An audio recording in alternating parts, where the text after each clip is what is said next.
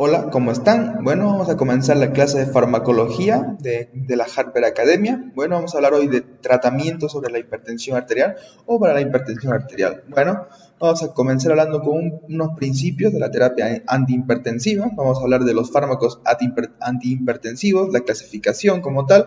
Y bueno, vamos a hablar un poco de tratamiento farmacológico para la hipertensión. Vamos a ver que la hipertensión mayormente va a estar acompañada por otras enfermedades como diabetes, etcétera. Bueno, vamos a comenzar. Entonces, la hipertensión vamos a ver que se define como una presión que se mantiene mayor o por encima de 140 a 90 milímetros de mercurio, ¿no? Una presión sistólica de 140 y una presión diastólica de 90 milímetros de mercurio. Entonces vemos que la normal es de menor a 120 sistólica y menor a 80 diastólica, ¿no? Bueno, aquí vemos la clasificación, ¿ya?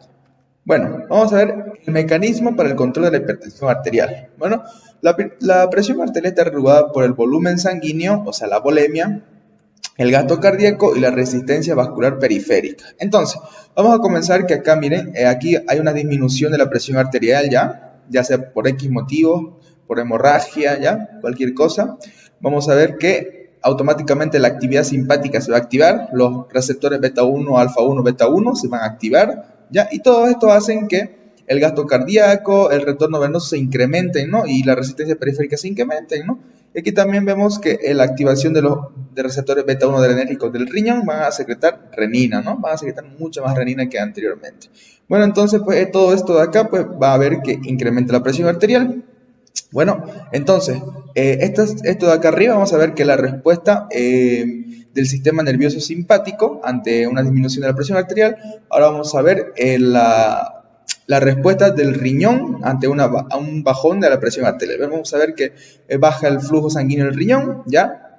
Esto a la vez va a hacer que aumente la secreción de renina. Esto a la vez va a hacer que la filtración glomerular baje, ¿no? Y la retención de sodio y agua va a subir, ¿ya? Gracias a la aldosterona, ¿ya? Entonces, como va a haber una mayor retención de agua-sodio, pues va a aumentar el volumen sanguíneo, ¿no? Va a aumentar la volemia. Ok, esta renina de acá, que fue estimulada mayormente por el bajo flujo sanguíneo renal, pues se va a convertir en angiotensina 2, pues, y vamos a llegar a lo mismo, ¿no? Al incremento de la presión arterial. Bueno, entonces, vamos a ver que el principio de la terapia antihipertensiva, el objetivo de este tratamiento va a ser reducir la morbilidad y la mortalidad cardiovascular y renal del paciente, ¿ok? A su vez vamos a disminuir la presión arterial elevada, que por último llevaría a un daño orgánico terminal, un daño orgánico general, ¿no? Bueno, entonces, pues si nosotros reducimos la presión arterial, vamos a disminuir el riesgo de eventos vasculares cerebrales, ¿no? O infartos de miocardio, pues, ¿no? O ACV o infarto de miocardio. Entonces, vamos a ver que la mayoría del objetivo de la presión arterial cuando se trata una hipertensión, ¿ya? Tiene que ser menor de 140-90 milímetros de mercurio, ¿ok? Hay que tenerlo claro eso. La mayoría, vamos a ver más adelante que hay unas excepciones, ¿ok? Entonces, vamos a ver los fármacos antihipertensivos, vamos a ver la clasificación. Bueno, aquí les tengo este cuadro, vamos a ver que hay un ABCDE, ¿ok? Vamos a ver en la A, son los fármacos antagonistas del sistema renina-angiotensina-aldosterona, ¿ok?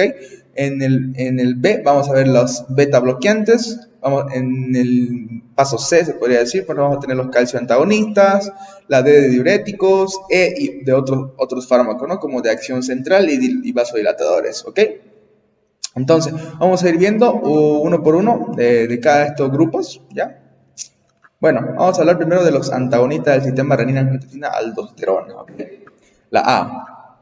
Entonces, vemos acá, cuando reduce, ¿no? la presión arterial, pues se activa el sistema renina-angiotensina-aldosterona, pues, ¿no? El antiangiotensinógeno, ¿ya?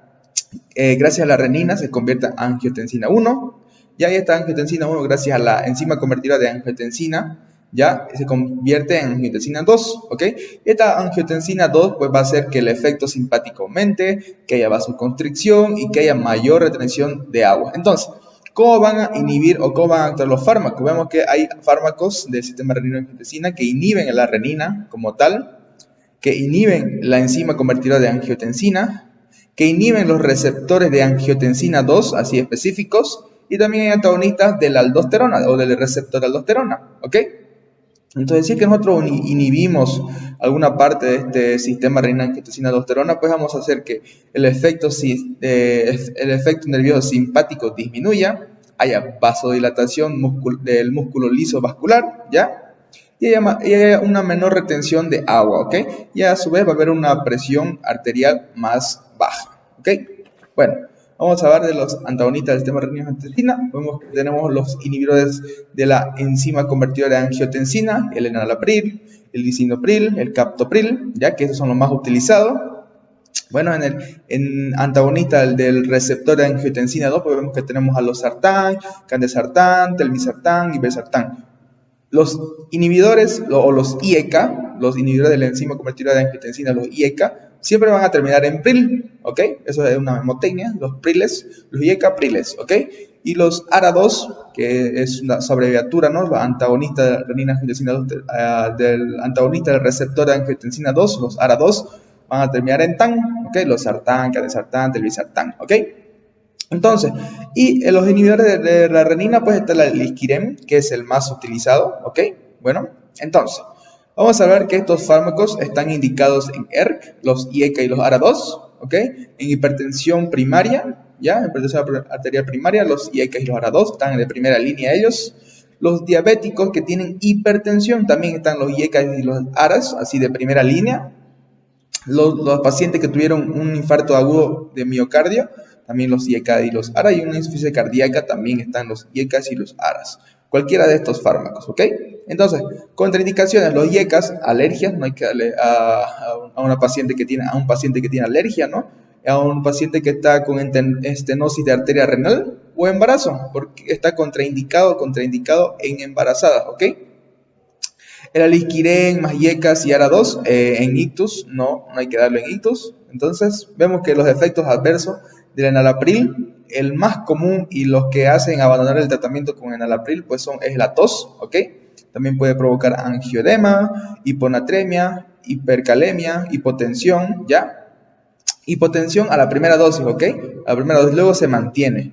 Y aumento de la creatinina. Entonces, los sartán, que es el fármaco más importante de los ARA2, entonces vemos que puede provocar hiponatremia, hipercalemia, hipotensión también, ¿no? El alisquirem pues, puede provocar diarrea, tos y angioedema, ¿ok? Entonces, los efectos farmacológicos, como estábamos viendo, pues disminuyen la retención de agua y sodio, pues no, a su vez van a disminuir la volemia, también hay reducción de la resistencia vascular periférica sin aumentar el modo reflejo del gasto cardíaco, la frecuencia o la contractibilidad del corazón. Entonces, lo que hacen es prácticamente vasodilatación arteriolar. Entonces, en síntesis, pues van a reducir la frecuencia cardíaca también, ¿no? Entonces, vemos acá, ¿no?, el mecanismo de acción, ya lo vimos anteriormente. Bueno, se lo dejo acá. Bueno, ahora vamos a hablar de los beta bloqueantes, ¿ok? Entonces, los beta bloqueantes, lo que hacen es la activación de estos beta bloqueantes o beta 1 del corazón, pues va a hacer que baje el gasto cardíaco, ¿ya? La activación de los beta 1 del riñón va a hacer que baje la renina, ¿ya? O sea, la inhibición de los beta 1, la inhibición de los beta 1 acá, pues va a haber un bajo gasto cardíaco, aquí también la renina va a bajar, la angiotensina también va a bajar, como no hay renina, la angiotensina 2 no va a haber, no va a ser más reducida la aldosterona y así sigue, ¿no?, el volumen sanguíneo hasta que baja el gasto cardíaco y gracias a estos dopes va a haber una disminución de la presión arterial, ¿ok? Entonces, vemos aquí tenemos los beta bloqueantes adrenérgicos, los beta 1 bloqueantes que son los más utilizados, ¿no? Y los beta combinados que más que todo pues y son beta 1 y beta 2, ¿no? No son selectivos como estos aquí, que son específicos al receptor beta 1. Tenemos en los beta 1 selectivos al bisoprolol, atenolol, ¿ok? A los beta combinantes o beta bloqueantes mixtos, también llamados, el abetalol, el carvedilol, el nebivolol, pues vemos que están indicados ya en hipertensión arterial primaria, en diabéticos, en diabéticos más hipertensión, en insuficiencia cardíaca, en IAM, en infarto agudo de miocardio, en emergencia, ya en emergencia el abetalol está súper recomendado para tratar una emergencia hipertensiva, ¿ok? Entonces, vemos que tenemos un mecanismo de acción, ¿no? Actúan, obviamente, ¿no? Bloqueando los receptores beta. El efecto farmacológico prácticamente reducen la presión arterial, ¿ya? Principalmente actuando sobre el gasto cardíaco, que lo reducen el gasto cardíaco, ¿ya? También pueden reducir el flujo simpático del sistema nervioso central al inhibir la liberación de renina, ¿ya? Lo que disminuye prácticamente la formación de angiotensina 2 y la secreción de aldosterona, ¿ok? Está contraindicado en angina de reposo y mixta, en asma, EPOC, disfunción del nódulo sinusal y bradicardia. Vamos a ver que los efectos adversos justamente una es bradicardia, ¿ya? Así que está muy, pero muy contraindicado en bradicardia, ¿ya? Está los efectos adversos como bloqueos de la conducción o insuficiencia cardíaca también o síndrome de abstinencia. En la anterior clase también vimos que si nosotros quitamos, bueno, no debemos quitar bruscamente el tratamiento de beta bloqueantes, porque si no va a generar un síndrome de abstinencia, ¿ya? Y este síndrome de abstinencia prácticamente tiene una taquicardia refleja, ¿ok? Entonces, pues, si queremos quitarle el tratamiento pues, con beta bloqueantes, tenemos que hacerlo gradualmente, no bruscamente, sino gradualmente, ¿ok? Entonces, vamos a hablar de los antagonistas de calcio, o calcio antagonista o antagonistas de canales de calcio. Bueno, vimos el mecanismo en la anterior clase también, pero aquí se lo repito otra vez. Prácticamente lo que hacen es inhibir los canales de calcio, calcio dependientes de voltaje tipo L específicamente, ¿no? Y estos canales de calcio dependientes de voltaje tipo L pues se encuentran mayormente en la musculatura lisa y en el miocardio, ¿ok? Entonces, cuando nosotros inhibimos este tipo de canales, ya el calcio no entra, obviamente no entra el calcio y a su vez va a relajar el músculo liso vascular, va a hacer vasodilatación, va a haber menor contractilidad miocárdica, ya la automaticidad del nodo sinusal va a bajar, ya la frecuencia cardíaca va a bajar, la conductividad del nódulo auriculoventricular va a bajar también, ¿ok? Entonces pues va a afectar en todo esto, ¿no? Entonces, como dijimos en la anterior clase, tenemos los dihidropiridínicos y los no dihidropiridínicos. Entonces, los dipinos, pues como el amlodipino, nifedipino, pues podemos darle una dosis de 2,5 a 10 miligramos día, ¿ya? El verapamilo y el diltiazem, bueno, vemos que también igual el amlodipino, difedipino, el verapamilo y el diltiazem son indicados, ¿no? También en un tratamiento coadyuvante, ya que puede estar combinado ya sea con beta bloqueantes, ¿no? Bueno, entonces está indicado en angina de pecho, hipertensión, infarto del miocardio, arritmias cardíacas, profilaxis de migraña, ¿ya? Está contraindicado en hipersensibilidad cuando tienen alergia, hipotensión, shock, hipovolemia, insuficiencia cardíaca, estenosis aórtica y taquicardia. Entonces vimos, ¿no?, que sus efectos farmacológicos bloquea la entrada de calcio a la célula cardíaca y musculatura lisa. Entonces lo que hace es, pues, vasodilata, ¿ya? Hay vasodilatación coronaria en las arterias, arteriolas, y baja la postcarga, la frecuencia cardíaca y la contractilidad cardíaca. Bueno, entonces ahora vemos los diuréticos, los fármacos diuréticos. Vemos que mayormente aquí se utilizan los diuréticos diacídicos, ¿ya? Que esto más que todo hacen que haya menor retención de agua, baje el volumen sanguíneo, ¿ya? La resistencia periférica igual baja a su vez y el gasto cardíaco, y eso hace que haya una disminución de la presión arterial. Bueno, aquí se lo dejo, ¿no?, del cuadro donde hacen sus efectos cada fármaco diurético, ¿ya? Vemos que los inhibidores de la enlace carbónica acá en el túbulo contorneo proximal, pero eso ya lo vimos en la primera clase, ¿ok? Entonces, los diuréticos. Los diuréticos tiacídicos, la hidroclorotiazida, la clortalidona, la lidampamida, pues son los más utilizados para hipertensión arterial, pero la furosemida y la bumetamida son más utilizados en hipertensión arterial más diabetes, ¿ok? Entonces, vamos a ver que podemos dar en un ERC, un ASA, una furosemida, podemos dar un ERC. En una hipertensión arterial primaria, los tiazida, la spironolactona, así en combinado, si es muy, pero muy avanzada la hipertensión, pues podemos darlo de primera línea. Una insuficiencia cardíaca, podemos dar una furosemida, una bumetamida, ¿no?, unos diuréticos ELASA, y también un ahorrador de potasio, ¿ya? Entonces, vemos que está contraindicado. Los diuréticos de hacen ototoxicidad, los tiacídicos están contraindicados en hipocalemia, hiponatremia, hipercalcemia, ¿ok? El ahorrador de potasio pues está contraindicado en insuficiencia renal. Bueno, uno de los efectos adversos de los diuréticos de ASA pues es la hiponatremia, hipocalemia, hipocalcemia, alcalosis metabólica o toxicidad. Los tiacidas pues hay hipomagnesemia, hipocalemia, que es la más común y la más peligrosa, ¿ya? Hipercalcemia, ya que esta a su vez provoca arritmias, hipomagnesemia, alcalosis y gota, ¿ok?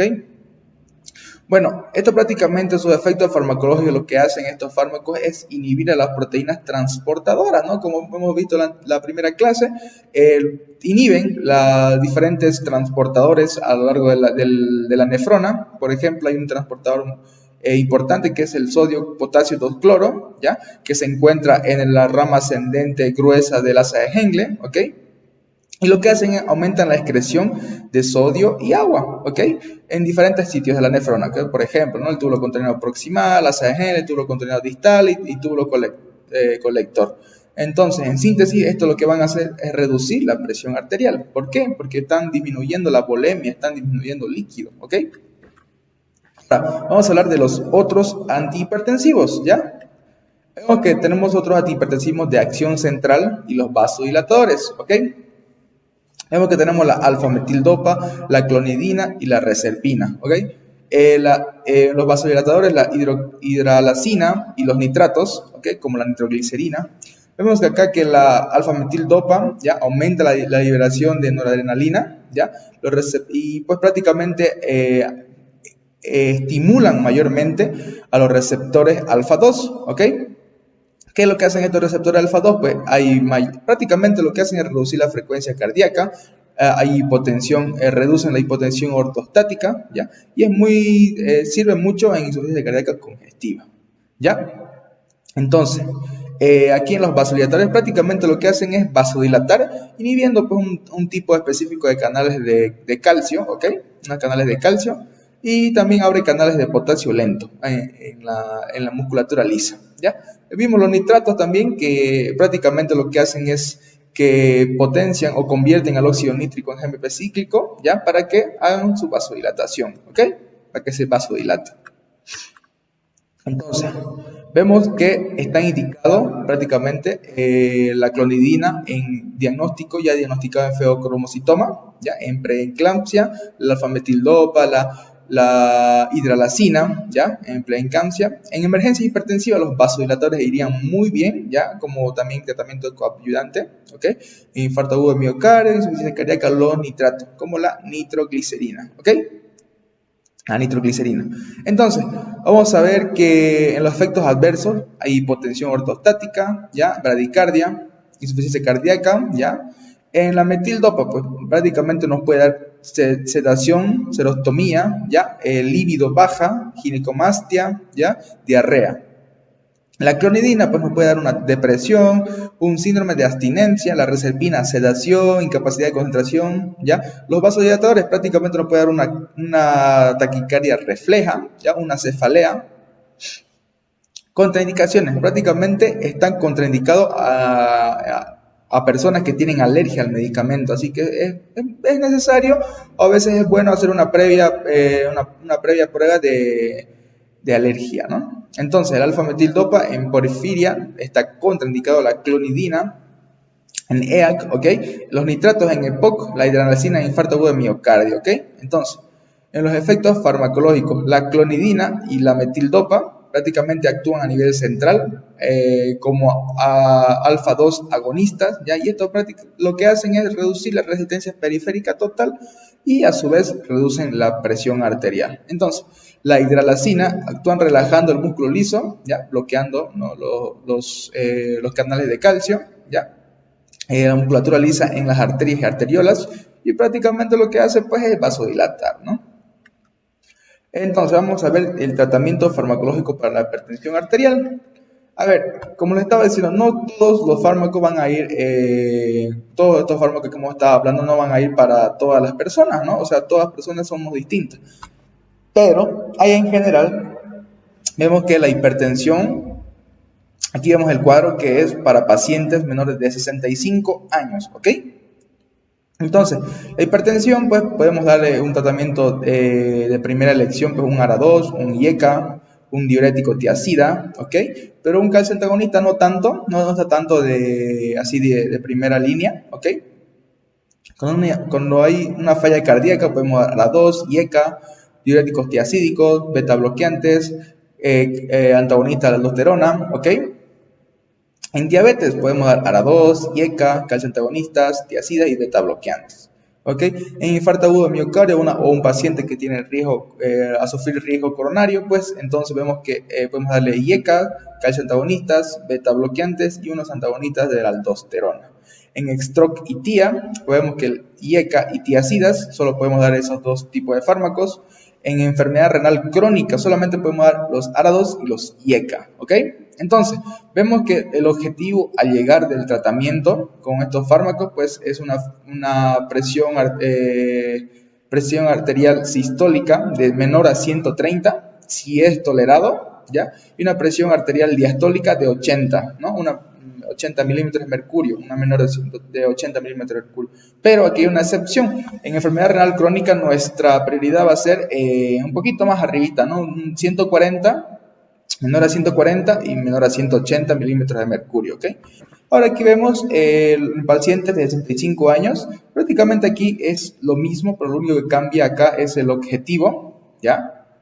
El objetivo es menor a 140, ¿ya? El menor a 140 sí es tolerado y menor a 180 también sí es tolerado. Perdón, a 80 sí es tolerado, ¿ok?